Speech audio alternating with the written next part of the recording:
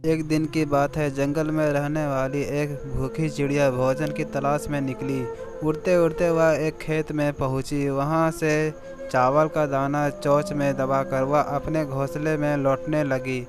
जंगल दूर था। रास्ते में आराम करने के लिए वह एक लकड़ी के खूंटे पर बैठ गई। अचानक उसके मुंह से चावल का दाना गिरकर लकड़ी के खूंटे के छोटे से छेद में घुस गया।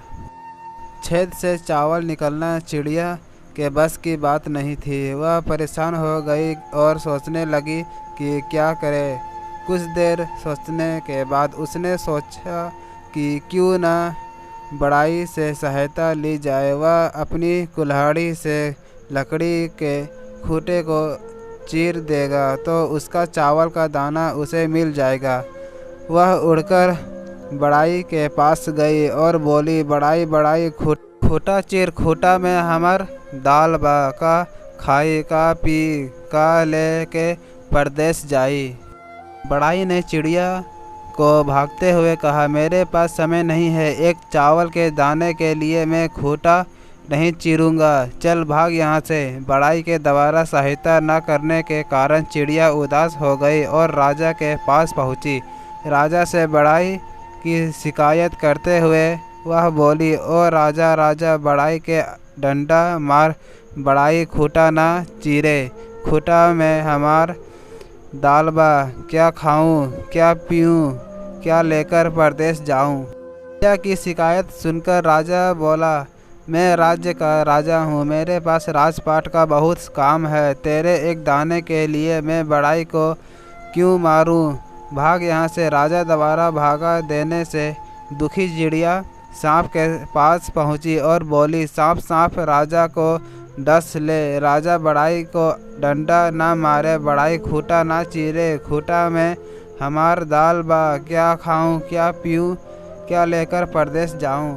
सांप ने भी चिड़िया को मना कर दिया और कहा, अभी मेरे सोने का समय है, मुझे परेशान मत कर, भाग यहाँ से। सांप की बात पर चिड़िया चिढ़ गई और लाठी के पास पहुँची। लाठी से वह बोली, लाठी लाठी सांप मार। सांप ना राजा नस, राजा ना बड़ाई डंडा मारे, बड़ाई ना खूंटी चीरे। खूंटा में हमार दाल बा, क्या खाऊं, क्या पीऊं, क्या लेकर परदेस जाऊं। लाठी ने भी चिड़िया को डांट कर भगा दिया। गुस्सा होकर चिड़िया आग के पास गई और बोली, आग आग, लाठी जलाओ। लाठी ना सांप मारे, सांप ना राजा डांस, राजा ना बड़ाई डंडा मारे, बड़ाई ना खूंटा चीरे। खूंटा में हमार दाल बा, का खाई का पी का लेके परदेस जाई। आग ने उसे भगाकर कहा, एक छोटे से दाने के लिए मैं लाठी को जलाऊं, मैं ऐसा नहीं करने वाला, चल भाग यहाँ से। चिड़िया बहुत दुखी हो गई। भूख से उसका बुरा हाल होने लगा। उसे लगने लगा कि शायद आज वह भूखी ही रह जाएगी। उड़ते उड़ते वह नदी के पास लगे पेड़ के पास पहुंची और एक डाली पर बैठकर रोने लगी। उसे रोता देखकर नदी को उस पर दया आ गई। उसने उससे रोने का कारण पूछा। चिड़िया ने उसे सारी बात बताई और कहा, नदी नदी, आग बुझाओ। आग ठंडा ना जलावे, डंडा सांप ना मारे, सांप राजा को ना डसे, राजा बड़ाई को डंडा ना मारे, बड़ाई खूंटा ना चीरे। खूंटा में हमार दाल बा, का खाई का पी का लेकर परदेस जाई। उसकी सहायता करने तैयार हो गई और आग को बुझाने के लिए बढ़ने लगी। चिड़िया के साथ नदी को पास आता देख आग भयभीत हो गई और चिड़िया से कहने लगी, चिड़िया रानी, मैं अभी लाठी को जलाने जाता हूँ, तुम नदी से कहो कि मुझे ना बुझाए। नदी वापस लौट गई। आग चिड़िया के साथ लाठी को जलाने आगे बढ़ी। आग को देखकर लाठी डर गया और चिड़िया से बोला, आग को रोको चिड़िया रानी, मैं अभी सांप को मारने जा रहा हूँ।